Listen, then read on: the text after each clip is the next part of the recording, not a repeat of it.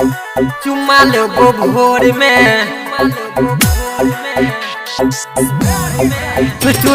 SK राज recording studio शानदार प्रस्तुत। चुमा लेबो भोर में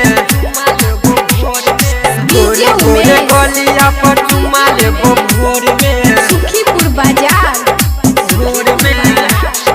गोरे गोरे गलिया पर चुमा लेबो भोर में गोरे गोरे गलिया पर चुमा लेबो भोर में गोरे गोरे गलिया पर चुमा लेबो भोर में गोरे गोरे गलिया पर चुमा लेबो भोर में नखरा करे छकिया भागे छागे कोन में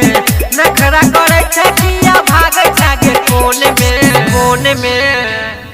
गोरे गोरे गलिया पर चुमा लेबो भोर में गोरे गोरे गलिया पर चुमा लेबो भोर में गोरे गोरे गलिया पर चुमा लेबो भोर में गोरे गोरे गलिया पर चुमा लेबो भोर में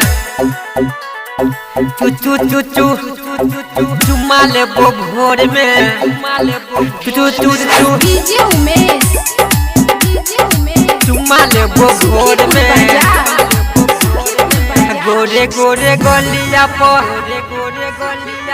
चुमा लेबो भोर में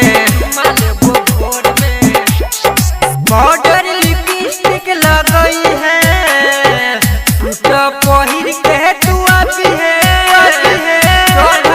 तोहर जवानी है के कोनो निशानी है के कोनो निशानी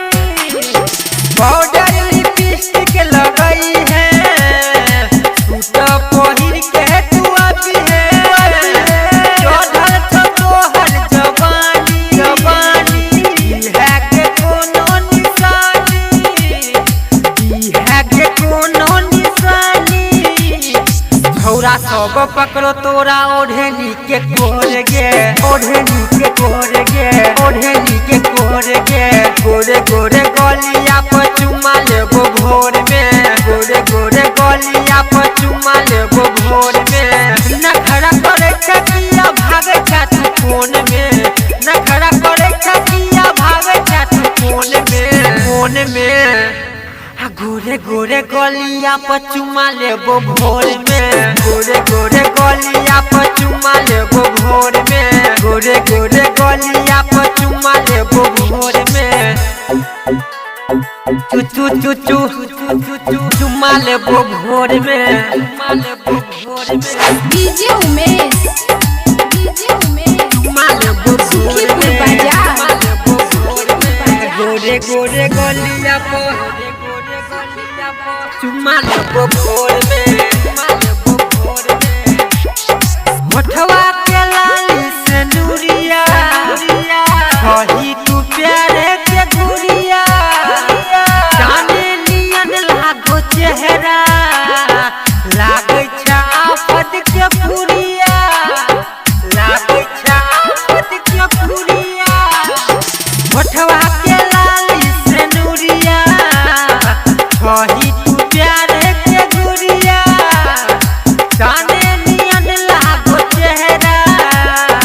लागै छ आफत के पुरिया लागै छ आफत के पुरिया कहो गोविंद गोरैया चुमा ले तो तोरा ठोर में